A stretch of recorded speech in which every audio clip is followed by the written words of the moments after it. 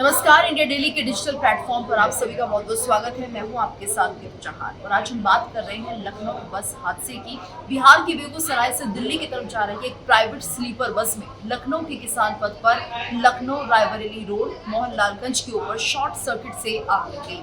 आग लगने के बाद भी ये बस करीब 1 किलोमीटर तक दौड़ती रही। ड्राइवर और कंडक्टर तुरंत मौके से भाग निकले।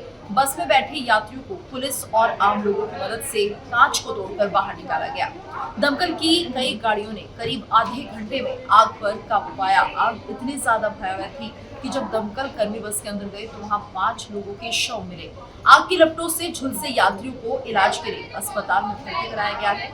वहीं मरने वालों में से एक को छोड़कर बाकी 4 लोगों की पहचान हो गई है। तो बस में करीब 80 यात्री सवार थे। जो जानकारी मिली है, मरने वालों में 2 बच्ची, 2 महिलाएं और 1 पुरुष शामिल है। हादसे का समय सुबह 5 बजे का बताया जा रहा है कि सुबह करीब 5 बजे यह हादसा हुआ और उस वक्त सभी लोग बस में सो रहे थे। वहीं एक पुरुष को छोड़कर बाकी यात्रियों की पहचान हो गई है। दरअसल आग लगने के बाद बस कुछ देर तक जलती हुई इसी हालत में दौड़ती रही और ड्राइवर और कंडक्टर कांच तोड़कर भाग निकले। ये जिस तरह से ड्राइवर कंडक्टर ने जो किया है वो बहुत गलत था और मुख्य गेट जो था लेने की वजह से जाम हो गया। तो जो लोग दूसरे रास्तों से निकल पाए वो बच गए, लेकिन मौके पर पहुंची फायर ब्रिगेड ने आधे घंटे में इस आग पर काबू पा लिया। तो पुलिस की जांच में सामने आया कि बस का इमरजेंसी गेट नहीं खुला था और इसी वजह से पीछे बैठे लोग बस में फंस गए। प्रत्यक्षदर्शियों ने बताया कि आग इतनी ज्यादा भीषण थी कि 1 किलोमीटर दूर तक इस आग की लपटें दिखाई दे रही थी। बस कुछ दूर तक चलने के बाद भी दौड़ती रही और उस वक्त बस की स्पीड 80 से 100 किलोमीटर प्रति घंटे की बताई जा रही है। तो वहीं बस यात्रियों ने बताया कि बस के इंजन में स्पार्किंग से आग लगी, यानी शॉर्ट सर्किट हुआ और ज्यादातर यात्री उस वक्त सो रहे थे। तो आग लगने के बाद बस में चीख पुकार मच गई और ये देखकर जो ड्राइवर और कंडक्टर थे वो भाग गए, जबकि उन्हें लोगों को बचाना चाहिए था। बस में पर्दे लगे हुए थे, इसके चलते जो आग थी और ज़्यादा तेज़ी से फैलने लगी और कुछ लोग जो पीछे थे वो वहाँ पर फंसे रहे। इमरजेंसी गेट क्योंकि खुल नहीं पाया, कोशिश पूरी की गई लेकिन वो गेट खुला ही नहीं और इसके बाद यात्रियों ने खिड़कियाँ तोड़कर कूदना शुरू किया। तो बस में निकल नहीं पाए थे लोग और ये समझिए कि जो वहाँ के प्रत्यक्षदर्शी थे उन्होंने ये बताया कि बस की गैलरी में यात्रियों का सामान भी रखा हुआ था। तो आग लगने पर यात्री पहले अपना सामान निकालने की कोशिश करने लगे और इस अफरा तफरी में कई लोग वहीं पर फंस करके गए। तो बस में धुआं तेजी से फैला जिससे कि लोगों को सांस लेना मुश्किल हो गया और बस के इमरजेंसी गेट को लोगों ने खोलने की कोशिश की लेकिन वो नहीं खोला। तो ये सभी फैक्टर्स ये रहे जिसके चलते ज़्यादा नुकसान हुआ। धुआं लगातार बस में भरता जा रहा था जिससे कि लोगों को बाहर निकलने में काफ़ी दिक्कतें हुई। ड्राइवर की सीट के पास एक अतिरिक्त सीट भी लगी हुई थी और इस सीट के कारण गैलरी में निकलने का रास्ता और ज़्यादा संकरा हो गया, छोटा हो गया। तो कई यात्री सीट में फंसकर गिर गए। पीछे से आने वाले लोग उन्हीं को कुचलते हुए आगे बढ़ गए। वहीं बस सवार जो दूसरे यात्री उन्होंने बताया कि ये घटना सुबह करीब 4:30 पौने 5 बजे की रही है। तो गियर के पास जो स्पार्क हुआ वहीं से आग लगनी शुरू हो गई। ड्राइवर बिना किसी को बताए भाग गया और आगे के यात्री तो किसी तरह से निकल गए, लेकिन जो पीछे यात्री फंसे हुए थे वो वहीं फंसे रह गए क्योंकि इमरजेंसी गेट जो पीछे होता है वो खुला नहीं। तो बड़ी लापरवाही यहाँ पर देखने को मिली है। ड्राइवर कंडक्टर ने किसी को आवाज़ नहीं दी और दोनों कूद कर भाग गए। ये उनकी लापरवाही है और जिसके चलते लोगों को बचाना उन्होंने ज़रूर नहीं समझा। धुएं की जो बदबू आ रही थी उससे यात्रियों को पता चला कि आग लगी है और उसके बाद भगदड़ सी मच गई। वहाँ पर निकलने का रास्ता नहीं मिला और हाथों से खिड़की जो थी वो तोड़ी गई, खिड़की के शीशे तोड़े गए, मोबाइल चार्जर जो कि बैग के हैंडल से शीशा तोड़ा गया।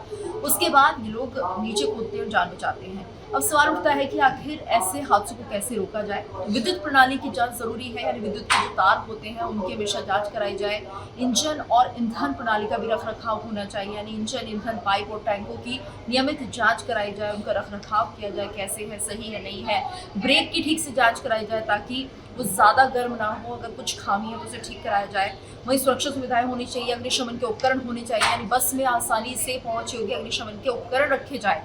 इसके साथ साथ धुआं डिटेक्टर भी होता है, यानी इंजन और यात्री कक्ष में जो धुआं डिटेक्टर लगाया जाता है उससे पता चलता है कि धुआं उठ रहा है। आपातकालीन निकास भी होता है, यानी कि एग्जिट जो होता है इमरजेंसी वो होता है और वो भी स्पष्ट रूप से चिन्हित होना चाहिए। ये तमाम ऐसे प्रिकॉशन है जो बढ़ते जाने चाहिए। वहीं ड्राइवर प्रशिक्षण भी होना चाहिए कि आपातकालीन प्रक्रिया में किस तरह से ड्राइवर ऐसी इमरजेंसी सिचुएशंस को निपटे, तो ये भी उन्हें आना चाहिए जिससे कि यात्रियों को सुरक्षित बाहर भी निकाल सके। वहीं समय समय पर उस वाहन का निरीक्षण होना चाहिए, यानी कि ड्राइवर्स को हमेशा ये समझना चाहिए कि ये ज़रूरी है कि अपनी बस की इंस्पेक्शन करते रहे, कुछ गलत या कुछ ख़राब तो नहीं हो गया है। कोई खुली जिस तरह से धूम्रपान होता है यानी खुली लौ होती है, उसकी अनुमति नहीं होनी चाहिए। इसके साथ साथ यात्रियों को किसी भी संदिग्ध गंध या धुएं के संकेत अगर मिल रहे हैं तो उन्हें भी ये सोचना चाहिए कि ये तुरंत उसकी जांच के लिए ड्राइवर से बोले या आगे बताएं। वही इमरजेंसी सिचुएशंस को किस तरह से डील करना है ये भी लोगों को सीखना चाहिए, पहले से नियमों को बता देना चाहिए। इसके साथ साथ जो चिकित्सा किट होती है यानी फर्स्ट एड किट होनी चाहिए कि अगर कुछ दिक्कत और समस्या हो रही है तो उसका किस तरीके से तुरंत हम उससे निपट पाएँ। वह नियमित निरीक्षण तो बहुत ज़्यादा ज़रूरी है, यानी मैकेनिक के द्वारा है ये इसे ठीक तरीके से जांचा जाना चाहिए। कोई भी खामी अगर होती है तो उसे तुरंत ठीक कराना चाहिए। सभी ऐसे उपाय हैं जिनसे कि इस तरह के हादसों को रोका जा सकता है। तो यहाँ पर साफ हमें कहीं भी बड़ी लापरवाही देखने को मिली है। अगर बस का ड्राइवर कंडक्टर यात्रियों को सूचित कर देता तो हो सकता है समय रहते कोई बड़ा कदम उठाया जा सकता था और इस घटना से बचा जा सकता था। वही ऐसी घटनाएं हम देखते हैं कारों में भी होती है, तो वहाँ पर भी प्रिकॉशंस हमें बरतनी चाहिए। जैसे कि गर्मी में अगर कार में हमने देखा है कि आग काफ़ी लगती है, घटनाएं ज़्यादा बढ़ जाती है, तो तेज़ गर्मी, लापरवाही और कुछ तकनीकी खामियां इन हादसों के लिए जिम्मेदार बताई जाती हैं।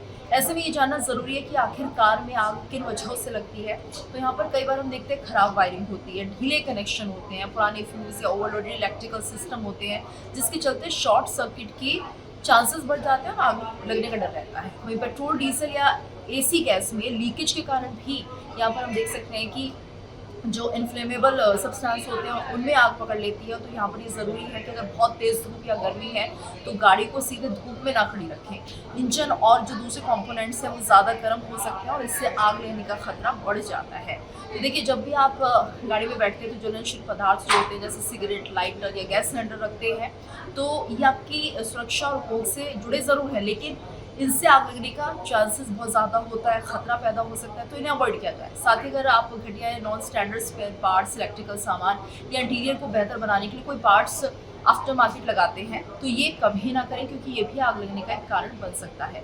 इन उपायों से आप कार या बस में आग लगने से बच सकते हैं। गर्मी के मौसम में खास ध्यान रखने की ज़रूरत होती है और ऐसे में समय समय पर अपने वाहन को चेक करें जिससे कि इस तरह की घटनाएं ना हो। इस खबर को लेकर आप क्या सोचते हैं, कमेंट करना ना भूलें।